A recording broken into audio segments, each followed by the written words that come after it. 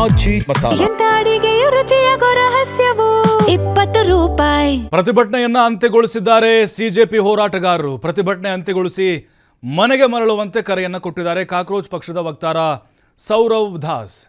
JP Nadda ಜೊತೆಗಿನ ಸುದ್ದಿಗೋಷ್ಠಿಯಲ್ಲಿ ಈ ಮಹತ್ವದ ಘೋಷಣೆಯನ್ನ ಮಾಡಿದ್ದಾರೆ. ಅಂದ್ರೆ ಇಲ್ಲಿವರೆಗೂ 35 ದಿನಗಳಿಂದ ಏನು ಹೋರಾಟ ನಡೀತಾ ಇತ್ತು ಜಂತರ್ ಮಂತರ್ನಲ್ಲಿ, ಅದಕ್ಕೆ ಇತಿಶ್ರೀ ಹಾಡ್ದಂಗಾಗಿದೆ.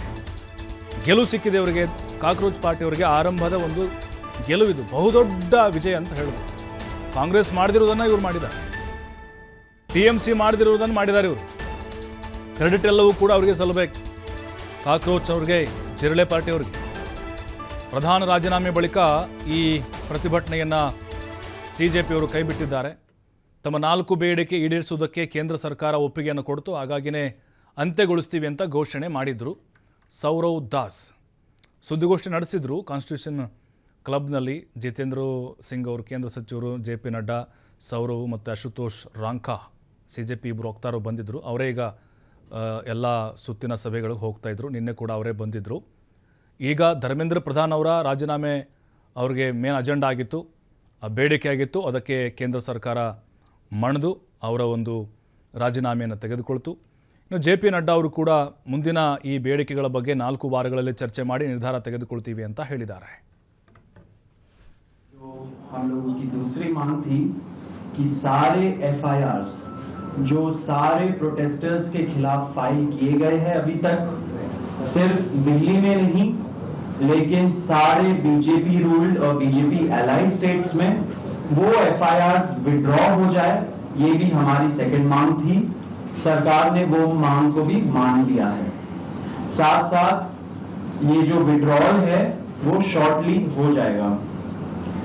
जो FIR फाइल हो चुके हैं, जितना हमें लास्ट इंफॉर्मेशन के मुताबिक 15 से 20 FIR दिल्ली में फाइल हुए हैं, वो सारे FIR की कॉपी सरकार ने अश्योर किया है कि शॉर्टली हमारे साथ शेयर करेंगे. एंड जो कॉपीज है वो 3 से 4 दिन के अंदर इन एनी केस हमें मिल जाएगी. जो विड्रॉल है वो भी शॉर्टली सरकार ने अश्योर किया है कि विड्रॉ हो जाएंगे. साथ साथ इन्होंने ये भी हम लोगों ने एग्री किया है कि फ्यूचर में कोई भी एक्शन नहीं किया जाएगा किसी भी प्रोटेस्टर के खिलाफ. एंड CJP की जो टीम है, जो ऑर्गेनाइजर्स है, उनके खिलाफ. इसी चीज का अंडरस्टैंडिंग में हम लोगों ने सरकार के साथ एक ड्राफ्ट शेयर किया है. जो गारंटी है रिटन में, वो सरकार ने बोला है कि हमारे साथ वो ट्यूसडे तक शेयर करेंगे. हमें आशा है कि ट्यूसडे तक जो गारंटी है सरकार के तरफ से इन राइटिंग ये FIR के बारे में और इन एनी फ्यूचर एक्शन के बारे में वो हमें मिल जाएगी. ದೇಶಾದ್ಯಂತ ದಾಖಲಾಗಿರುವಂತಹ FIR ರದ್ದು ಮಾಡಬೇಕು, ಭವಿಷ್ಯದಲ್ಲಿ ಯಾವುದೇ ಕ್ರಮ ತೆಗೆದುಕೊಳ್ಬಾರ್ದು ಅಂತೇಳಿ ಮತ್ತೊಂದು ಡಿಮ್ಯಾಂಡನ್ನು ಇಟ್ಟಿದ್ರು ಅವರು. ಈಗ ಅದರ ಪ್ರಕಾರ ಕೇಂದ್ರ ಸರ್ಕಾರ ನಡ್ಕೊಳ್ತಾ ಇದೆ. FIR ರದ್ದುಗೊಳಿಸುವ ಬಗ್ಗೆ ನಾವು ಒಪ್ಕೊಂಡಿದ್ದೇವೆ.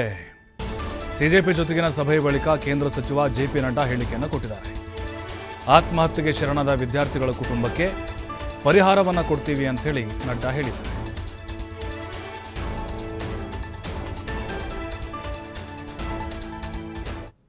आज हमारे सौरभ दास और रंका जी के साथ तीसरी मुलाकात है और आज भी लंबी बातचीत हुई.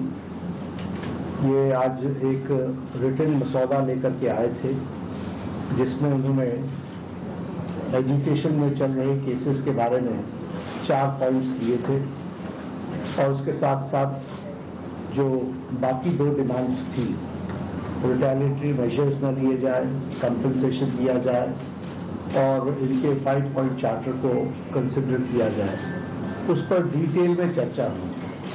डिटेल में चर्चा होने के पश्चात सबसे पहली बात तो ये है कि जो इनका एक 4 पॉइंट्स था उसका लबोलबाब ये था कि कोई भी एक्शन FIR न हो और अगर है तो वो विड्रॉ हो, वो चाहे दिल्ली पुलिस के दूसरी बात जो कही गई है वो ये है कि कंपनसेशन के बारे में।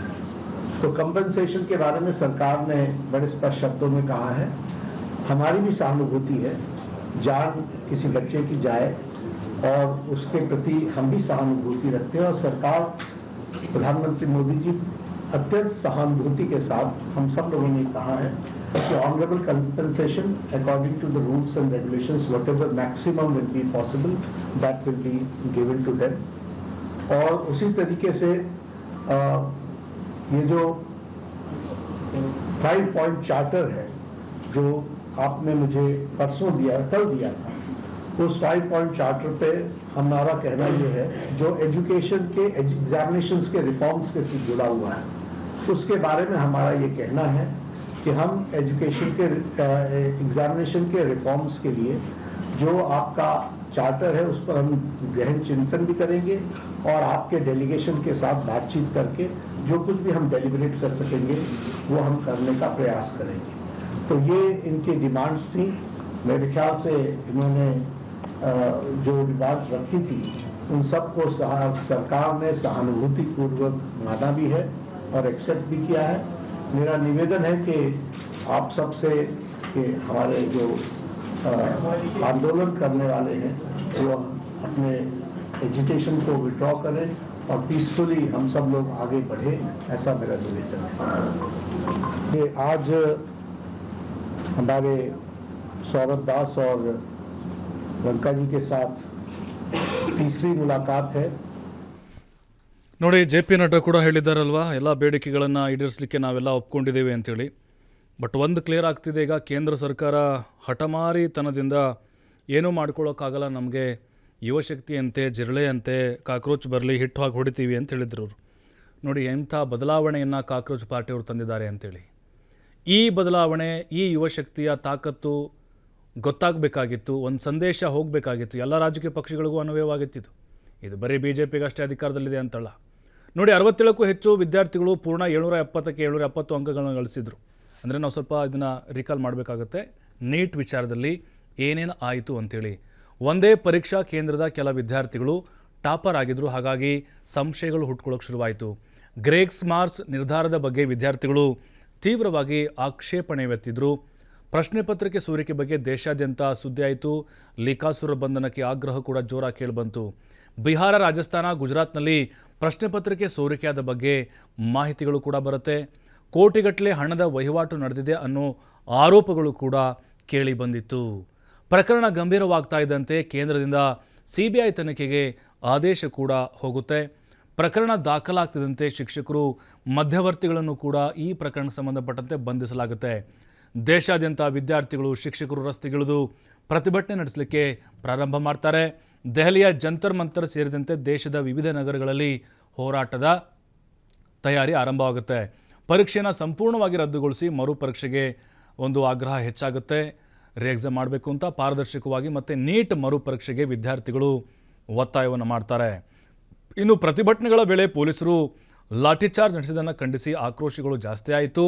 ವಿದ್ಯಾರ್ಥಿಗಳು ಹಾಗೆ ಶಿಕ್ಷಣ ತಜ್ಞರು ಸುಪ್ರೀಂ ಕೋರ್ಟ್ನಲ್ಲಿ PIL ಸಲ್ಲಿಸ್ತಾರೆ, ಅಂದರೆ ಸಾರ್ವಜನಿಕ ಹಿತಾಸಕ್ತಿ ಅರ್ಜಿ ಹಾಕಿದ್ರು. ನೀಟ್ ಪರೀಕ್ಷೆಯ ಪವಿತ್ರತೆ ಬಗ್ಗೆ ಕಳವಳವನ್ನು ವ್ಯಕ್ತಪಡಿಸುತ್ತೆ ಸುಪ್ರೀಂ ಕೋರ್ಟ್ ಕೂಡ. ಇಲ್ಲಿ ಗ್ರೇಸ್ ಮಾರ್ಕ್ಸ್ ಪಡೆದಂಥ ವಿದ್ಯಾರ್ಥಿಗಳಿಗೆ ಮರುಪರೀಕ್ಷೆ ನಡೆಸುವಂತೆ ಈಗ ಸುಪ್ರೀಂ ಕೋರ್ಟ್ ಸೂಚನೆಯನ್ನು ಆ ಸಂದರ್ಭದಲ್ಲಿ ಕೊಟ್ಟಿತ್ತು. ಸಂಸತ್ತಿನಲ್ಲೂ ಕೂಡ ವಿದ್ಯಾರ್ಥಿಗಳ ಪ್ರತಿಭಟನೆ ಕಾರಣಕ್ಕಾಗಿ ಗದ್ದಲ, ಕೋಲಾಹಲ ಕೂಡ ಉಂಟಾಯಿತು. ವಿದ್ಯಾರ್ಥಿಗಳ ಪ್ರತಿಭಟನೆಗೆ ಕಾಂಗ್ರೆಸ್ ಸೇರಿ ಹಲವು ರಾಜಕೀಯ ಪಕ್ಷಗಳು ಕೂಡ ಬೆಂಬಲವನ್ನು ಕೊಟ್ಟವು ಬೇಷರತ್ತಾಗಿ. ವಿದ್ಯಾರ್ಥಿಗಳ ಪರವಾಗಿ ಕೇಂದ್ರ ಸರ್ಕಾರ ಇದೆಯಂತ ಮೋದಿ ಸೆಲ್ಫಿ ವಿಡಿಯೋವನ್ನು ತಡರಾತ್ರಿ ಬಿಡುಗಡೆ ಮಾಡ್ತಾರೆ. ಒತ್ತಡಕ್ಕೆ ಮಣಿದು ಕೇಂದ್ರ ಶಿಕ್ಷಣ ಸಚಿವ ಧರ್ಮೇಂದ್ರ ಪ್ರಧಾನ್ ಅವರು ರಾಜೀನಾಮೆಯನ್ನು ನೀಡಿದ್ದಾರೆ. ಕೇಂದ್ರದ ಜೊತೆ ಮಾತುಕತೆ ನಡೆಸುವುದಾಗಿ ಹೇಳಿ ಪ್ರತಿಭಟನೆಯನ್ನು ಈಗ ಕಾಕ್ರೋಚ್ ಜನತಾ ಪಾರ್ಟಿ ಕೈಬಿಟ್ಟಿದೆ. 35 ದಿನಗಳ ನಿರಂತರ ಹೋರಾಟಕ್ಕೆ ಕೊನೆಗೂ ಈಗ ಜಿರಳೆ ಪಾರ್ಟಿಯವರು ಅಂತ್ಯ ಹಾಡಿದ್ದಾರೆ. ನೋಡಿ, ಇದು ನೀಟ್ ವಿಚಾರದಲ್ಲಿ ಏನೇನಾಗಿತ್ತು ಅಂಥೇಳಿ. ಈಗ ನೀಟ್ ಅಕ್ರಮ ಏನಾಗಿತ್ತು, ಅದಕ್ಕೆ ಸಂಬಂಧಪಟ್ಟಂತೆ ಅಪರಾಧಿಗಳಿಗೂ ಕೂಡ ಶಿಕ್ಷೆ ಆಗ್ತಾ ಇದೆ. ಆದರೆ ಧರ್ಮೇಂದ್ರ ಪ್ರಧಾನ್ ರಾಜೀನಾಮೆ ನೈತಿಕ ಒಂದು ಹೊಣೆಗಾರಿಕೆಯನ್ನು ಹೊತ್ತು ಕೊಡಲೇಬೇಕಾಗಿತ್ತು. ಆಗುವಂಥ ಮುಜುಗರವನ್ನು ಕೇಂದ್ರ ಸರ್ಕಾರ ತಪ್ಪಿಸಬೇಕಾಗಿತ್ತು. ಈಗ ಪ್ರಧಾನಿ ನರೇಂದ್ರ ಮೋದಿಯವರು ಕೂಡ ಒಂದು ರೀತಿ ಕಳಂಕ ಬಂದಿತ್ತು. ಈಗ ಅದರಿಂದ ಬಚಾವಾಗಿದ್ದಾರೆ ಅಂತ ಹೇಳ್ಬೋದು. ಸದ್ಯಕ್ಕೆ ಬೀಸೋ ದೋಣೆಯಿಂದ ಪಾರಾಗಿದೆ ಕೇಂದ್ರ ಸರ್ಕಾರ. ಈಗ ಮುಂದಿನ ಬದಲಾವಣೆಗಳೇನಾಗ್ಬೋದು ಹಾಗಾದರೆ?